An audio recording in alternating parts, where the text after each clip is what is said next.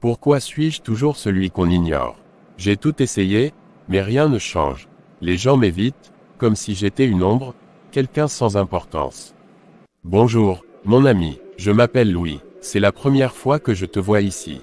Puis-je t'aider d'une quelconque manière? Oh, je ne sais pas. Je passais par ici. Je n'ai pas l'habitude d'entrer dans les églises.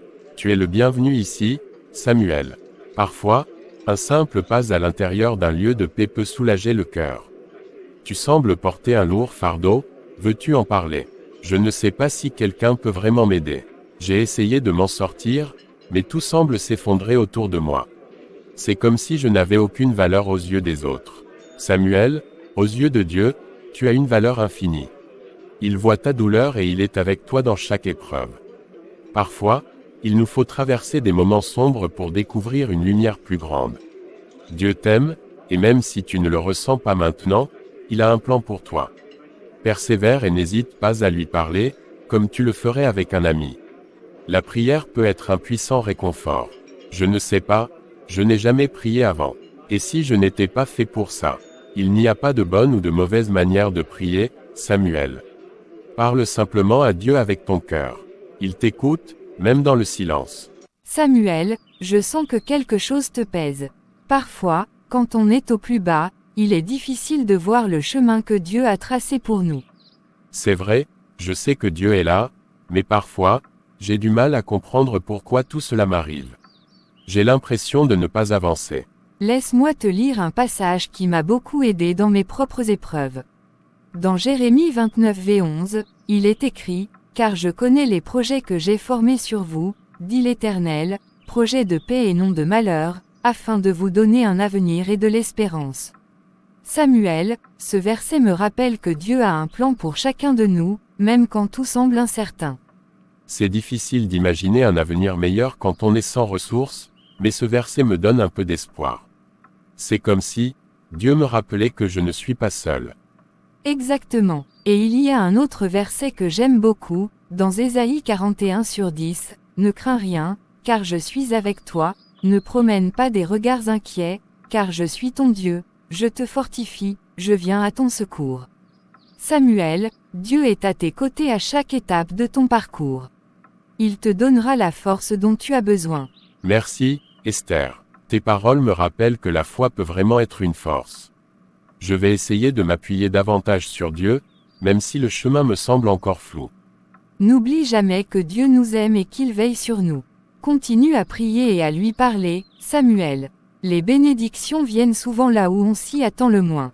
Seigneur, je ne sais pas vraiment par où commencer, mais je suis ici, avec mon cœur ouvert. J'ai besoin de ta force et de ta guidance.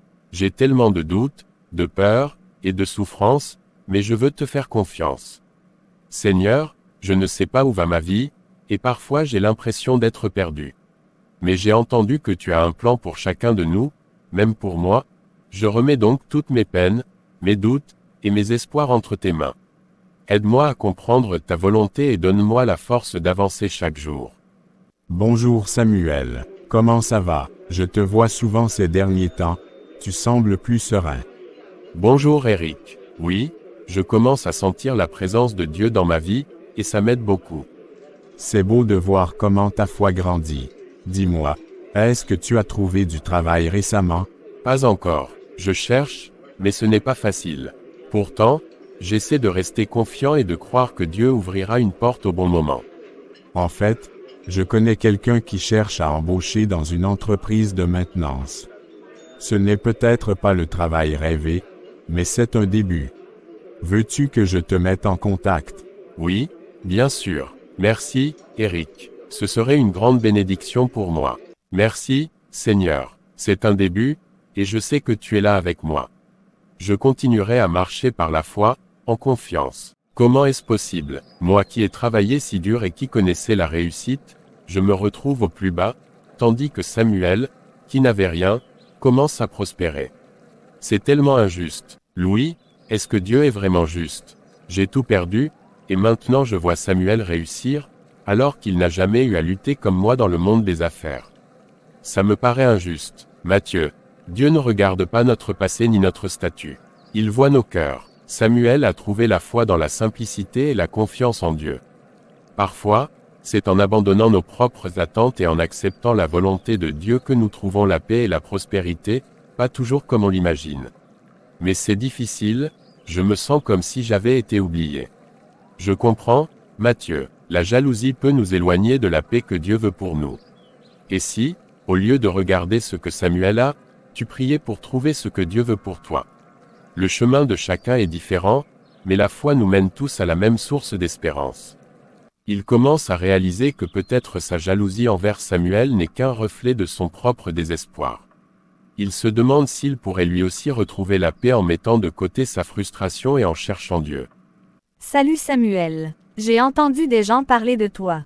Ils disent que tu as retrouvé un emploi et que ta vie a changé grâce à la foi.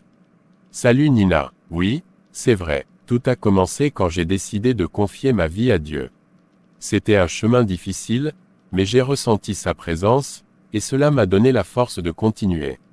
Tu sais, je respecte ton parcours, mais je ne comprends pas vraiment.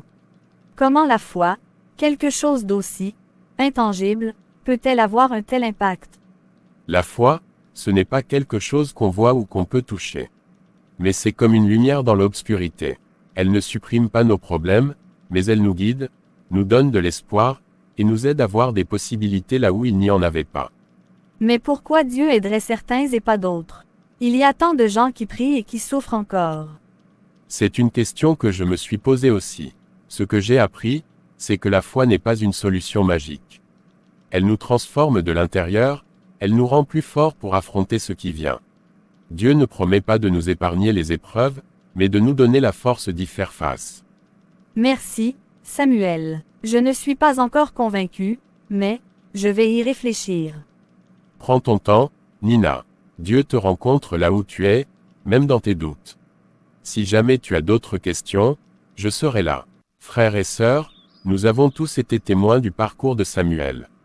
Aujourd'hui, nous voulons l'encourager dans sa foi et lui rappeler qu'il n'est pas seul. Nous sommes ici pour toi, Samuel, comme des frères et sœurs. Merci, Pasteur Louis, merci à chacun de vous. Vous n'avez pas idée de combien votre présence compte pour moi. J'ai traversé des moments si difficiles, et sans vous, je ne sais pas si j'aurais pu tenir. Samuel, tu es une source d'inspiration pour nous tous. Ton parcours nous rappelle que Dieu est vraiment capable de changer les vies. Je t'ai observé, Samuel, et je me rends compte que la foi t'a apporté quelque chose de plus précieux que ce que l'on peut posséder. Tu m'as aidé à voir les choses autrement. Et si jamais tu as besoin de parler, ou d'aide pour quoi que ce soit, n'hésite pas. Nous sommes là pour toi. Seigneur, nous te prions pour Samuel. Donne-lui la force, la paix, et la persévérance dont il a besoin pour continuer ce chemin. Merci de l'avoir amené parmi nous, et fais de nous des témoins fidèles de ton amour. Pasteur Louis, je voulais vous dire, j'ai investi une petite somme que j'avais économisée, en priant pour que Dieu me guide. Et aujourd'hui, j'ai reçu un retour inattendu. C'est formidable, Samuel. Vois-tu, quand on place notre confiance en Dieu, il peut ouvrir des portes que nous n'aurions jamais imaginées. Souviens-toi toujours de rester humble et reconnaissant, même dans le succès. Je commence à comprendre que la prospérité, lorsqu'elle est donnée par Dieu, doit être reçue avec humilité et sagesse. Ce n'est pas seulement une question d'argent, mais une responsabilité. Peut-être que je pourrais aider ceux qui, comme moi, traversent des moments difficiles. C'est dur, pasteur. J'essaie de tout faire pour mes enfants, mais les factures s'accumulent, et parfois, je ne sais pas comment je vais tenir. Sarah, continue de croire. Nous sommes ici pour toi, et Dieu ne t'abandonnera pas. Peut-être que cette période difficile est l'occasion de voir une lumière que tu n'attendais pas. Bonjour, Sarah, je ne pouvais m'empêcher d'entendre. J'ai moi-même connu des moments durs, et je crois que Dieu m'a béni récemment pour une raison. Si vous me le permettez, j'aimerais vous aider. C'est très généreux de votre part, Samuel, mais je ne voudrais pas abuser. Ne pensez pas à cela comme un fardeau. Dieu m'a donné bien plus que ce que j'avais demandé, et je crois qu'une part de cela est destinée à aider les autres. Accepter de l'aide est aussi une forme de foi. Merci, Samuel. Vous ne pouvez pas savoir combien cela signifie pour moi et mes enfants. C'est comme si une prière avait été exaucée. Je réalise que la prospérité n'a de sens que si elle est partagée. En aidant Sarah, je sens une joie que même l'argent ne peut apporter. Peut-être est-ce là le véritable but de ma bénédiction, servir de canal de la grâce de Dieu. Samuel, j'ai vu comment Dieu a agi dans ta vie, et je suis profondément heureux pour toi. Mais je veux te rappeler une chose essentielle, tout cela vient de Dieu, et c'est à lui que nous devons en rendre grâce. Oui, pasteur, je le sais, mais, parfois, je ressens une grande fierté de tout ce que j'ai accompli. J'ai tellement souffert, et maintenant que je prospère, je me sens puissant, capable de changer des vies. C'est naturel, Samuel, mais n'oublie pas que l'orgueil peut être un piège. Dieu nous bénit pour que nous soyons des instruments de sa grâce, pas pour que nous nous glorifions nous-mêmes. La vraie puissance vient d'une vie humble et consacrée à lui. Vous avez raison, Louis. Parfois, j'ai peur de perdre de vue l'essentiel, surtout quand les autres me louent et me voient comme un modèle de réussite. Alors, rappelle-toi chaque jour pourquoi tu as commencé ce chemin. Mets Dieu au centre de tes décisions, de tes succès et de tes échecs. Prie, demande-lui de t'aider à rester humble et à être un exemple de foi, et non de gloire personnelle. Seigneur, guide Samuel dans ce chemin de bénédiction. Aide-le à rester humble, à marcher dans ta lumière, et à voir chaque succès comme un cadeau de ta part. Que son cœur soit rempli de gratitude et de simplicité. Dieu appelle chacun de nous, peu importe notre passé ou nos doutes. Il est là pour nous guider, nous consoler, et nous offrir une vie nouvelle. Ce n'est pas un chemin sans difficulté, mais c'est un chemin de paix et de sens. Nina, je ne savais pas que tu étais là. Ça me fait plaisir de te voir. Oui, j'ai voulu voir par moi-même ce qui te motive tant. Je dois avouer que j'étais un peu sceptique. Mais, quelque chose m'a touché aujourd'hui. Samuel, je comprends. Parfois, il suffit d'un petit pas, d'un moment d'ouverture. La foi, c'est un chemin que chacun découvre à son rythme. Je comprends. Parfois, il suffit d'un petit pas, d'un moment d'ouverture. La foi, c'est un chemin que chacun découvre à son rythme. Samuel, je dois te l'avouer, au début, je n'arrivais pas à comprendre pourquoi tu avais autant de succès alors que j'avais tout perdu. J'étais envieux, je pensais que la vie m'avait tourné le dos, et pourtant, tu n'as rien que je n'ai eu autrefois. Je comprends ce que tu ressens, Mathieu. Quand j'ai tout perdu, j'ai cru que c'était la fin. Mais c'est dans mes moments les plus sombres que j'ai trouvé la lumière de la foi. Dieu m'a relevé, pas pour m'enrichir, mais pour me donner un but. C'est tellement difficile de lâcher prise. J'ai toujours cru que je pouvais tout contrôler, que tout dépendait de moi seul. Mais aujourd'hui, j'ai l'impression d'être dans une impasse. Tu n'es pas obligé de tout porter tout seul. La foi, c'est aussi accepter qu'on a besoin d'aide, que Dieu peut prendre nos fardeaux. Peut-être que cette perte était une chance de revenir vers lui. Peut-être que tu as raison. Je me sens vide, épuisé par cette lutte constante. J'aimerais essayer de croire à nouveau. Croire qu'il y a encore de l'espoir pour moi. Il y en a toujours. Dieu ne nous abandonne jamais, même quand on se sent loin de lui. Si tu fais un pas vers lui, il en fera 10 vers toi. Je sais combien il est difficile de se sentir seul, rejeté, ou de manquer des ressources pour subvenir à ses besoins. J'ai traversé ces épreuves, et c'est grâce à Dieu et à votre soutien que j'ai pu surmonter tout cela. Aujourd'hui, j'aimerais faire quelque chose pour ceux qui sont dans le besoin. Samuel, ton désir de partager ce que tu as reçu est un témoignage puissant de ta foi et de ta gratitude. Que voudrais-tu faire concrètement? J'ai pensé financer un programme de repas pour les familles en difficulté, et peut-être aider à fournir des fournitures pour les jeunes en précarité. Je voudrais aussi que l'Église puisse organiser des sessions de formation pour ceux qui cherchent un emploi, pour qu'ils puissent trouver une stabilité comme j'ai pu le faire. C'est un projet magnifique, Samuel. Tu montres l'exemple de ce que signifie vraiment donner avec le cœur. Ta prospérité est devenue une bénédiction pour toute la communauté. Samuel, je sais qu'on n'a jamais été très proches et que je me suis parfois moqué de toi. Mais, les choses ne vont pas très bien pour moi, et je ne savais plus vers qui me tourner. Je comprends, Thomas. Tu sais, il n'y a pas de honte à chercher du soutien. Qu'est-ce qui se passe exactement? Je pensais que réussir et avoir de l'argent était tout ce dont j'avais besoin. Mais aujourd'hui, je me sens vide. Je ne comprends pas comment toi, qui as traversé tant de difficultés, tu arrives à rester aussi serein. Ce que tu vois en moi aujourd'hui, ce n'est pas uniquement grâce à moi, mais grâce à la foi. Avant, je pensais aussi que l'argent et le succès me donneraient la paix. Mais c'est en me tournant vers Dieu que j'ai vraiment trouvé un sens à ma vie. Et comment as-tu commencé? Je veux dire, comment la foi a-t-elle changé ta vie? La foi ne change pas tout du jour au lendemain, mais elle donne une force intérieure et une paix que rien d'autre ne peut vraiment remplacer. Pourquoi ne viendrais-tu pas un jour au service avec moi? Tu n'as rien à perdre, et peut-être que tu y trouveras des réponses. Aujourd'hui, j'aimerais prendre un moment pour mettre en lumière le parcours inspirant d'un membre de notre communauté. Samuel nous a montré qu'avec la foi, on peut transformer sa vie, même quand tout semble perdu. Je n'aurais jamais pensé être là où je suis aujourd'hui. Si vous m'aviez dit il y a quelques années que la foi pourrait transformer ma vie de cette manière, je ne l'aurais pas cru. Mais c'est ce qui s'est passé.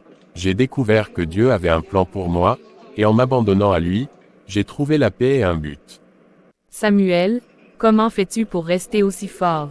Nous voyons toutes les épreuves que tu as traversées, et pourtant, tu es toujours ici, plein de foi et de courage.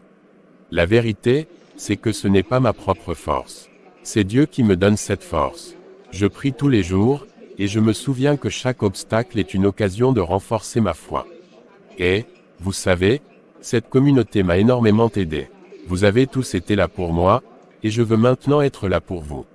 Nina, tout va bien. Je te vois émue aujourd'hui. Oui, Samuel. J'ai tellement réfléchi à tout ce que tu m'as dit et à tout ce que j'ai vu. J'ai cherché des réponses partout, mais c'est ici que je me sens enfin en paix. Aujourd'hui, je veux donner ma vie à Dieu. Nina, c'est une grande décision que tu prends. Dieu a toujours été à tes côtés, attendant patiemment que tu te tournes vers lui. Que dirais-tu de prier ensemble pour marquer ce moment? Seigneur, je viens devant toi aujourd'hui avec un cœur ouvert. Je reconnais mes erreurs et mes doutes, et je choisis de te suivre. Aide-moi à te connaître davantage et à marcher dans tes voies. Merci pour ton amour et pour le sacrifice de Jésus qui me donne une nouvelle vie. Amen. Pasteur, j'ai cette impression depuis quelque temps, c'est comme si Dieu me demandait d'aller plus loin, de donner un sens plus grand à ma vie. J'ai été tellement béni, et je ressens cet appel de redonner.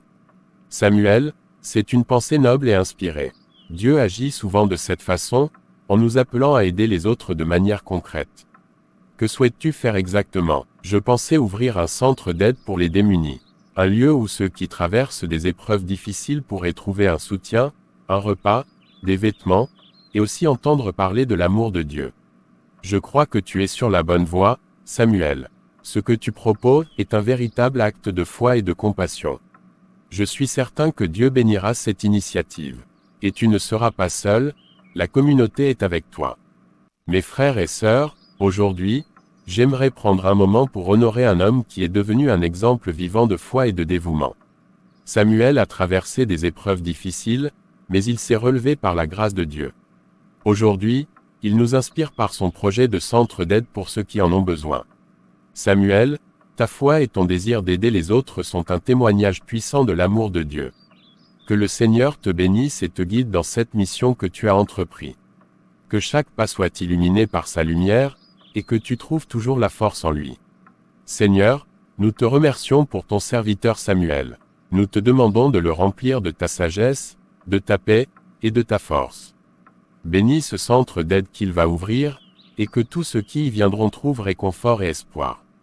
Que ta main continue de le guider et de le protéger. Amen. Amen. Chers frères et sœurs, je me tiens ici aujourd'hui avec un cœur plein de gratitude. Si on m'avait dit, il y a quelques années, que je serais capable de contribuer ainsi et de voir la main de Dieu agir dans ma vie, je ne l'aurais jamais cru. Dieu m'a relevé de l'obscurité, il m'a montré une lumière que je n'aurais jamais pu imaginer. Je veux vous rappeler, à chacun de vous, que tout ce que nous avons accompli ici, tout ce centre d'aide, toute cette mission, n'a été possible que par la grâce de Dieu. Ce n'est ni par ma force, ni par mes capacités, mais uniquement par sa bonté et sa miséricorde. Aujourd'hui, je vous invite tous à garder la foi et à vous souvenir que même dans les moments les plus sombres, Dieu ne nous abandonne jamais. Il est là, prêt à transformer nos vies si nous lui ouvrons notre cœur. Pour tout cela, je lui dis, merci, Seigneur.